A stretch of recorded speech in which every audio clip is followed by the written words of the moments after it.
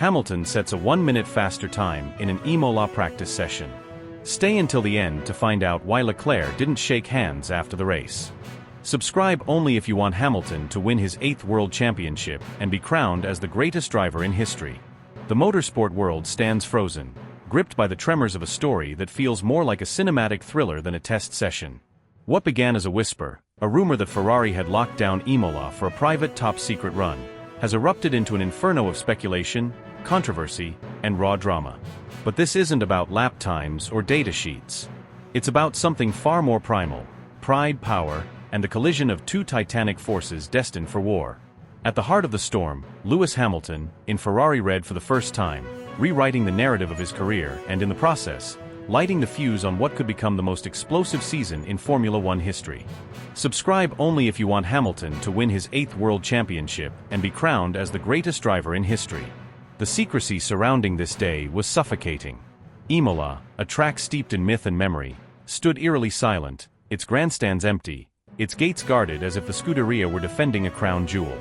No media. No drones.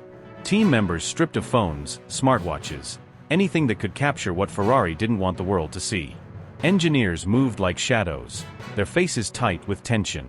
The air felt electric, thick with the kind of anticipation that only comes before a reckoning. And in the center of it all, two cars, two legacies, and two futures about to collide.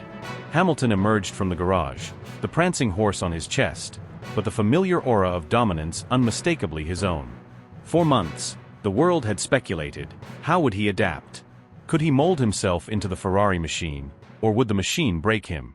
From the moment his visor dropped, the answer was clear: he wasn't here to adapt. He was here to conquer. The first lap was a warning shot, calculated, smooth, but restrained. But the second, was a masterpiece. The roar of the V6 hybrid seemed to scream defiance as Hamilton threw the car into every apex with millimetric precision, the chassis dancing on the edge of physics. Sector 1, green. Sector 2, purple. And then, across the line, a full second clear of Charles Leclerc's best effort. A second. An eternity in Formula One. The Ferrari pit wall, usually stoic, was shaken. Engineers stared at screens with disbelieving eyes. Radios crackled with hurried voices. This wasn't just a fast lap. This was a statement, a seismic shift. But what came after the lap was the true eruption. Leclerc, still in his car, his knuckles white against the wheel, sat motionless as the time flashed on the monitors. His time. Beaten. Crushed. By the newcomer. By the teammate. The air in the garage, already boiling, reached a breaking point. When he climbed out, his movements were sharp, his helmet still on, the visor hiding eyes burning with something uncontainable: fury, disbelief, perhaps even fear. And there, walking toward him with the calmness of a king returning to his throne, was Hamilton. Their eyes met, one gaze shielded, the other piercing. And then the gesture, Leclerc's hand, outstretched, not in friendship, but in challenge. A silent question: who do you think you are? And Hamilton's response was thunderous in its simplicity. No handshake. Just a step forward, then a turn away, a refusal, not of courtesy, but of submission. It was not disrespect. It was declaration: I am here to win. Even if it's you I must defeat. The garage, filled with Ferrari's finest minds, felt more like a battlefield. Sides, unspoken but undeniable, began to form. Some saw in Hamilton the path to glory, the master tactician, the 7-time champion, the man who could restore Ferrari's crown. Others, loyal to Leclerc, their prodigy, their future, felt the bitter sting of betrayal. In hushed whispers, they wondered, was this the day Ferrari became Hamilton's team? But the day's drama hadn't finished writing its chapters. Behind closed doors, tension spilled into heated discussions. Hamilton's feedback, sharp, precise like a scalpel, was already reshaping the car's setup, and the engineers, despite their loyalty, couldn't deny it. His instincts were unlocking potential in the SF-25 that had lain dormant. Yet, in another corner, Leclerc's voice, tight and firm, pushed back. His suggestions, his feel for the car, what had carried Ferrari through their darkest seasons, felt suddenly questioned. Subscribe only if you want Hamilton to win his 8th World Championship and be crowned as the greatest driver in history. The paddock, though locked out, buzzed with rumors that seemed to leak through the cracks of the very asphalt. Reporters, sniffing for any scrap of information, heard whispers of the clash. A refusal. A confrontation. And most damningly, a team divided. But perhaps the most chilling detail emerged only hours after the session, as the cars sat cooling in the garage. An anonymous voice from within Ferrari described a final, almost cinematic moment. As the engineers debriefed, Hamilton passed by Leclerc's side of the garage and without looking simply said, "This is only the beginning." And the chilling part? Leclerc didn't respond. Not because he couldn't, but because he knew it was true. As night fell over Imola, the track returned to silence. But the echoes of what had occurred would reverberate far beyond these barriers. Fans, already frothing from leaked whispers and anonymous tweets, erupted across social media. Some hailed Hamilton's dominance, while others rallied behind Leclerc, declaring that the Monégasque would rise, wounded but unbroken. But one sentiment united them all. If this was only a test, the season ahead wouldn't be a championship fight. It would be a war. And only one would emerge as Ferrari's true king. Subscribe only if you want Hamilton to win his 8th World Championship and be crowned as the greatest driver in history. Leclerc was the first to hit the track, and from the very moment his tires bit into the asphalt, it was clear, he wasn't just driving, he was hunting. The SF-24B, a machine known for its raw, untamed power and unpredictable temperament, roared beneath him, but Charles didn't flinch. He didn't ease into the lap or build up slowly, no, he attacked from the first corner, pushing the car into the edge of chaos. The front end responded with surgical sharpness, but the rear fought back, twitching violently through the very anti-Tamburello. His hands were quick, decisive, tiny corrections, millisecond decisions, and the Ferrari obeyed, barely clinging to the line as he soared through the chicane. You could hear the strain in the engine, a mechanical scream of protest as he kept his foot down where others would lift. It was a conversation of man and machine, but in this dialogue, there was no compromise, only domination. The telemetry screens back in the garage lit up green. Sector 1 was rapid. Engineers, veterans of countless sessions, exchanged glances, their brows raised in surprise. AC Minerali was next, a corner that has punished arrogance for decades. But Charles didn't approach it, he devoured it. The brake markers blurred past as he delayed his braking until the last possible heartbeat, the front tires biting, the rear dancing as he flicked the car over the crest. He exited on the ragged edge, centimeters from the gravel, the car skimming the curb as if daring it to snatch him. His engineer's voice crackled through the radio, a warning, manage the tires. But Charles barely acknowledged it. His reply wasn't with words but with throttle, more throttle. The Ravazza complex loomed, 2 corners that demand precision and respect, but Leclerc only knew aggression. He threw the car into the first apex, the rear sliding, the steering wheel vibrating violently in his grip. The second Ravazza was tighter, trickier, but he was already positioning the car for the perfect launch onto the main straight. His foot went flat to the floor, the engine screaming at maximum deployment of ERS, and the Ferrari surged forward. The time flashed on the screen, 1 minute and 15.783 seconds. Silence. Then murmurs. Wide eyes. Even the most seasoned engineers, those who had seen champions in their prime, were stunned. The lap was ferocious, a blend of precision and madness, and it had set the benchmark. But for Charles, there was no celebration, only the screen. His eyes, intense beneath his helmet, sought one name, Hamilton. The atmosphere shifted the moment Hamilton entered the garage. The energy, palpable. Mechanics paused mid-task, engineers glanced from their screens. There was something about him, a stillness before the storm. His movements were smooth, unhurried, but in his eyes, there it was. That unmistakable glint. A hunter's focus. He slid into the cockpit, his hands resting lightly on the wheel, and for a heartbeat, everything felt calm. But as the engine fired to life, it was like awakening a predator. The sound, the deep guttural roar of the Mercedes power unit, felt different. It wasn't just a machine. It was a weapon. And Hamilton was about to wield it. Out on track, his first laps were clinical, no fireworks, no heroics, just data collection. His inputs were featherlight, his lines inch-perfect. The engineers spoke in hushed tones, eyes fixed on telemetry. His times were fast, but controlled. Too controlled. Whispers filled the garage, is he holding back? But then, the radio crackled. And his voice, smooth as always, came through with a playful, deadly edge. Okay, let's have some fun. The next lap was a different beast. At Variante Tamburello, he attacked the curbs with ferocity, the car snapping violently as he caught it with lightning-fast hands. The Mercedes, which had looked composed moments ago, was now wild, barely contained power, channeling Hamilton's intent. Through Villeneuve, he carried speed that seemed impossible, the tires screaming in protest. At Tosa, he braked so late it felt suicidal, the rear stepping out before he muscled it back in line. But it was at Ac Minerali that Hamilton reminded the world why he was a 7-time champion. The entry, perilously fast. The car snapped, sliding sideways at over 250 km per hour, but he caught it. Instinct, precision, genius, mid-corner, feeding in power before the car had even fully recovered. The telemetry spiked, the engineer's breaths caught. That wasn't just driving. That was something more. Something only Hamilton could do. The lap was electric, but he wasn't done. At Variante Alta, he launched the car over the sausage curbs, all 4 wheels airborne before slamming back down, the suspension compressing violently. Yet, he never lifted. Down through Ravazza, he was surgical, placing the car millimeters from the limit. And then, onto the straight.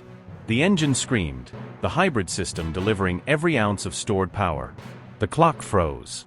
1 minute and 15.752 seconds. The garage erupted, shouts, gasps, disbelieving laughter. Faster. By just 3/100ths. But 3/100ths is an eternity in Formula One. The mechanics exchanged wide-eyed glances. The engineers, some veterans of title fights and countless pole battles, shook their heads. But amidst the chaos, Hamilton was still. His eyes, shadowed beneath his helmet, flicked to the screen. There was no celebration, no punch of the air. Just the cool, predatory stare of a man who knows the war isn't won on one lap. It was a statement. A response. Back in the Ferrari garage, Leclerc was already watching. His helmet still on, his jaw tight. He had seen the time. He felt it, the sting, the challenge. But more than anything, he felt the fire ignite within. No frustration. No doubt. Only resolve. His voice, low but clear, crackled through his radio. Understood. We go again. And somewhere in the Mercedes cockpit, Hamilton's lips curled into the slightest smirk. He had heard the echoes of that fire before. And he welcomed it. Because this wasn't just about a fast lap. This was personal. 2 drivers. 2 titans. Not fighting machines, becoming them. The stopwatch may have stopped. But the battle had just begun. The next lap was not just fast, it was otherworldly. It was the kind of lap that makes seasoned engineers question their simulations and leaves rivals wondering if they are fighting a machine or a myth. Hamilton, in a trance-like rhythm, attacked Imola's sacred asphalt with a blend of violence and grace that felt almost unnatural. Into Tamburello, he arrived like a missile, no hesitation, no lift. The car skimmed the curbs with millimetric precision, dancing on the knife's edge between brilliance and disaster. The front tires clawed for grip as the rear threatened to step out, but Hamilton, ever the maestro, kept it balanced on the absolute limit. The telemetry would later show something baffling. His throttle application never wavered. Not a single percentage drop. Full commitment, total faith. Villeneuve came in a heartbeat. Most fear its tricky, tightening line, but Hamilton painted his masterpiece through it. Perfect rotation, the car sliding just enough to maintain momentum without bleeding speed. His foot stayed heavy on the throttle, trusting the car to stick where others tiptoe through survival. The rear snapped once, sharp, aggressive, but his correction was so swift it looked surgical, a flick of the wrists that saved a slide before it could even be called one. Piratella, an apex that tests nerve and punishes arrogance, became his canvas. The blind, off-camber entry would make lesser drivers lift, hesitate, or second-guess. But Hamilton, eyes wide and unblinking, didn't even breathe differently. He turned in early, kissing the curb with his front left, and the car wobbled, on the brink of letting go, but he rode it out. The outside edge of his tires barely brushed the green, legal by a whisper. From the garage, engineers watching live telemetry saw the slip angle spike, impossibly high, yet he held it. It wasn't driving, it was an act of defiance against the laws of grip. Ac Minerali, the graveyard of bravery, waited. The place where downforce meets destiny. The entry is downhill, the braking zone viciously bumpy, and the consequences unforgiving. Even the greatest lift. But not him. Hamilton stayed flat. The car protested violently, rear-stepping, front-biting, yet he never flinched. His inputs were micro-adjustments, more instinct than reaction, as the car twitched beneath him, a wild stallion barely tamed. Sparks burst from the under tray as he skimmed the earth, each flare a fiery exclamation point on his refusal to submit. The braking for the second part of Ac Minerali was late, borderline reckless. But he made it, the front tires screaming for mercy, the steering wheel alive with feedback as he pinned the apex. Variante Alta, the chicane that ruins laps and egos, became his proving ground. He didn't just take the curbs, he devoured them. The car launched into the air, suspension fully extended, under tray scraping on return, sparks flying like a comet streaking across the Imola sky. The onboard camera rattled violently from the impact. Yet, miraculously, he landed composed, already lined up for the exit. His speed through the chicane was so staggering that engineers watching the Delta on their screens blinked in disbelief. No one carried that kind of momentum through there, not without losing the car. But Hamilton did. The telemetry would show he gained 3/10 in a single corner. The final sector was a blur. The car, now on rails, seemed to defy inertia. Through Ravazza, he balanced on a razor's edge, trail braking so deep that the rear wiggled, yet he rotated the car perfectly, already preparing for maximum throttle on exit. He nailed the second Ravazza apex, carrying monstrous speed onto the main straight. DRS open. Engine screaming. Every millisecond wrung from the lap like water from a stone. The timing screens flickered, and for a heartbeat, time held its breath. Then, it appeared. 1 minute and 14.812 seconds. Not just fast. Devastating. The Mercedes garage erupted. Engineers shouted over each other, some pounding their desks, others scrambling to recheck telemetry as if their screens had glitched. Track limits, someone yelled. Immediately, the replays rolled, frame by frame. But every wheel, every inch was legal. No shortcuts. No tow. No tricks. Just pure, merciless speed.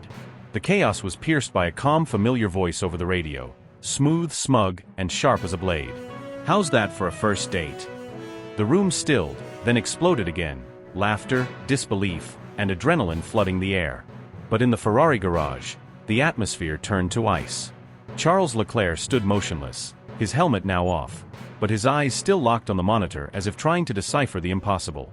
His engineer, voice tight and searching for reason, muttered, "Maybe different fuel loads, different engine maps," but Charles wasn't listening. His jaw was clenched, his breath slow and controlled, but his fists told the truth, gloves creaking under the pressure of his grip. His forearms trembled from the tension. The replay showed Hamilton through Variante Alta again. Charles watched it on loop, every angle, every on-board. His eyes narrowed at the line Hamilton took. It was perfect in a way that didn't feel human.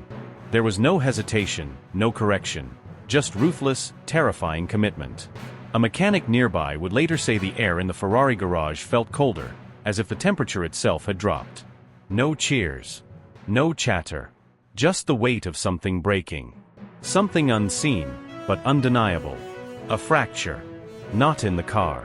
In belief. The Ferrari team, so often united behind their scarlet dream, felt it, the shift. An invisible line, suddenly drawn. On one side, Hamilton, the unreachable. On the other, Leclerc, the challenger now shadowed by doubt. And in that silence, Charles whispered something under his breath, too soft for anyone to catch. But the fire in his eyes spoke louder. This wasn't over. And then it happened. The roar of the engines had faded into memory, leaving only the crackling heat of exhaust and the scent of burning rubber hanging in the air, but the real battle wasn't over. It was only shifting arenas, from asphalt to ego, from car to character. The paddock, always a hive of movement, seemed to pause as if the air itself had grown dense, waiting. Hamilton, his helmet finally removed, sweat glistening on his forehead and his breathing still sharp from the adrenaline, walked forward with the confidence of a man who had lived through wars on track and off it. His eyes, sharp and unblinking, locked onto Leclerc like a predator sizing up prey, no, not prey. A rival. His hand extended, palm open, a gesture heavy with meaning, a blend of sportsmanship, challenge, and something unspoken, something that dared an answer. His voice, steady but edged with the grit of the fight they had just waged, carried effortlessly through the suffocating silence.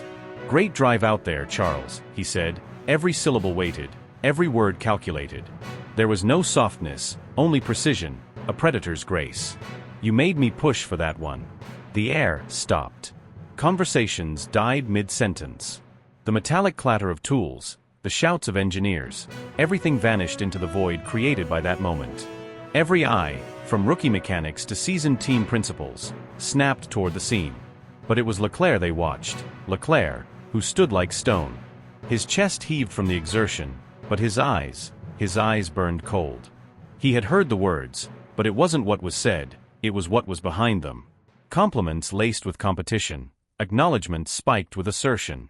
He let the silence stretch, let it grow taut and dangerous before breaking it with a voice like a blade drawn from its sheath, low, firm, cutting. "I don't need your compliments, Lewis." His words, precise and lethal, sliced through the air. "This is my team." It wasn't a shout. It was something worse. A statement. A claim. An undeniable declaration of territory. The reaction was instant, seismic. The garage, once filled with the chaotic symphony of post-race operations, became an amphitheater of tension. Engineers, hands frozen mid-task. Strategists, their radios silent, their eyes wide. Even the cameras, those ever-present eyes of the sport, seemed to lean in closer. The silence that followed wasn't empty. It was heavy, oppressive, the kind of silence that only exists before something breaks. Hamilton's hand, still extended, hovered for a fraction of a second longer, the invitation unanswered, the gesture refused. And then, with a slowness that felt deliberate, he withdrew it, his fingers curling into a loose fist as it dropped to his side. His face remained a mask, honed by years of podiums, defeats, and comebacks. But the eyes, those eyes, spoke volumes. Sharp. Measuring. Cold. The glint of something ancient and primal, a challenge recognized and accepted. "Your team." His voice, stripped of the cordial edge, carried something else now, an undercurrent of steel. "We'll see about that." The tension thickened, an invisible rope pulled tight between them.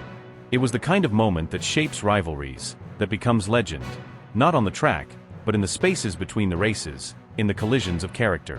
Suddenly, Vasseur's voice, roughened by urgency, shattered through the charged air, a captain trying to steer his ship clear of a brewing storm. Enough. His usual cool, the voice of reason, was frayed with strain. "We're not racing each other. Not today." But his words, intended as a command, fell flat. They had no power here, because the battle had already begun, and it wasn't about today, it was about everything that would follow. Hamilton's eyes didn't move from Leclerc's. His body, loose but electric with readiness, stayed squared, unyielding. "You're fast, kid," Hamilton said at last. The acknowledgement was there, but it was a double-edged blade, respect on one side, provocation on the other. But being fast isn't enough. The words hung in the air, daring, challenging, burning. Leclerc's reply was ice, sharp, immediate, and final. "Fast is everything when you're ahead." The flicker was there, brief but unmistakable, a crack at the corner of Hamilton's lips. Not a smile. Something more primal. More dangerous. The predator recognized the hunter. "Then you'd better get used to chasing." But the air between them said the truth neither spoke aloud. This wasn't over. This wasn't settled. It had only just begun. Because some battles are fought on asphalt. Others are fought in the space between words, between breaths. And this one, the one that had no checkered flag, was the one that would last. The air in the garage was thick, charged with a kind of tension that could only exist between two titans moments after their collision. Unspoken, raw, and electric. The confrontation had been brief, but its impact was seismic. Leclerc's face, tight with barely restrained emotion, was a portrait of pride and fury. His knuckles had gone white at his sides, and his jaw was a clenched line of defiance. Not a word more left his lips. He turned abruptly on his heel, every step he took echoing like a gavel striking down a verdict, final, cold, and uncompromising.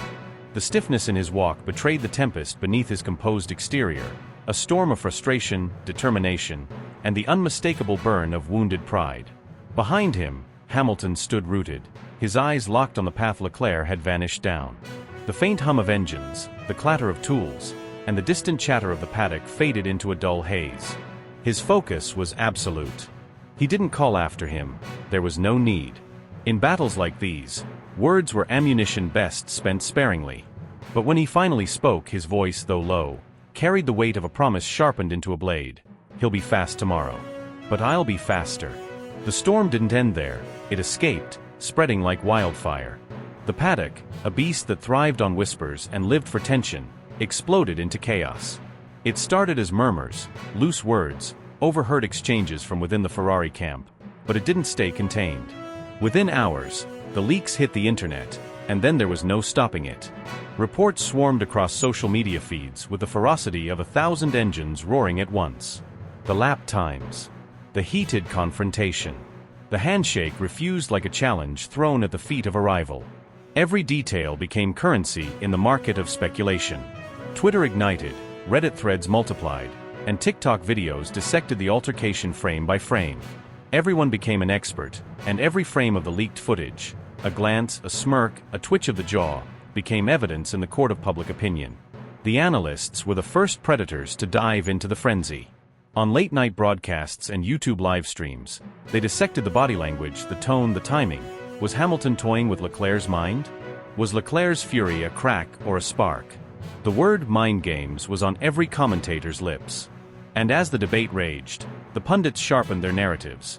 Was this the beginning of Formula One's greatest rivalry since Senna and Prost? But within Ferrari's heart, the garage, the meeting rooms, the hushed corners where only the initiated dared speak, the tension wasn't just a topic of conversation. It was a living, breathing thing. It buzzed in the air, sharp and crackling. Engineers worked with an urgency that felt different, like soldiers preparing for a battle that wasn't in the future but happening now, beneath their fingertips, in every line of data and every adjustment of the setup. Conversations were clipped but loaded with meaning. Whispers shared behind gloved hands and exchanged glances that carried the weight of 1,000 words. The mechanics, men and women who had lived through victories and heartbreaks, felt it too. Their movements were tight, efficient, but their eyes burned with the thrill of knowing they were no longer just chasing performance. They were chasing a reckoning. The simulator room, usually silent by nightfall, pulsed with an eerie glow deep into the early hours. Inside, Leclerc was relentless. His world was reduced to pixels and telemetry. Imola's digital curves, every bump, every ripple, became his battlefield. His hands gripped the wheel with the desperation of a man who refused to lose the fight, even if it wasn't happening in reality, yet.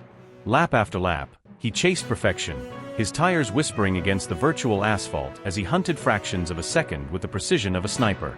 The telemetry streams told a silent story of obsession. Push, correct, shave, repeat. His engineers, monitoring from the shadows, saw what he would never admit. His lap times were razor-thin from perfection, but they were not enough. Not yet. But his fury was fuel, and his pride was unbreakable. If it took all night, he would find those missing milliseconds. Because this wasn't about the stopwatch. This was about a statement. If you want to be faster, you'll have to fight me for every inch. Miles away, in the quiet cocoon of his hotel room, Hamilton's night was different. The world outside the window was still, and so was he. He slept. Calm. Undisturbed. But the stillness wasn't passivity, it was preparation. He didn't need the simulator to know Imola. He had raced it. He had conquered it. For him, the battle wasn't in the machine but in the moment, the pressure, the duel, the edge where instinct meets mastery. And when a confidant asked him the next morning how he felt about the rumors swirling around the paddock, the tension, the brewing storm, his lips curled into a smirk. His answer was effortless, but each syllable landed like a gauntlet thrown. Tension? No. Just competition. But if he wants a fight, he'll get one. The sun rose over Imola, gilding the asphalt with gold and shadow. But it wasn't the sun that made the circuit feel sacred, it was the ghosts. Imola, where greatness and tragedy walked hand in hand. Where echoes of heroes, Senna, Schumacher, Prost, still clung to the curves. The track, a serpent of speed and danger, had witnessed wars that went beyond machinery and tactics. And now, it was ready to witness another. The rivalry hadn't been born in a press conference or on a podium. There were no sound bites or carefully crafted headlines. It had been forged in a stare, tempered in silence, and sealed with a promise of speed. It was primal. Two gladiators, each wearing the colors of legacy, Ferrari's red, Mercedes' silver, facing a battlefield that offered no second place. The world would see them race. But the battle was deeper than laps. It was pride against pride. Will against will. Hamilton, the legend, a master of pressure, a king who had nothing to prove but everything to defend. Leclerc, the prodigy, a prince desperate to carve his name into the stone of history, to not just challenge but dethrone. The war would not be fought in headlines or social media clips. It would be fought in millimeters, in breaking points measured in heartbeats and overtakes born from instinct sharpened into art. And Imola, timeless and unblinking, would bear witness. 2 lions, 1 den. But there was only one crown. And the war had only just begun.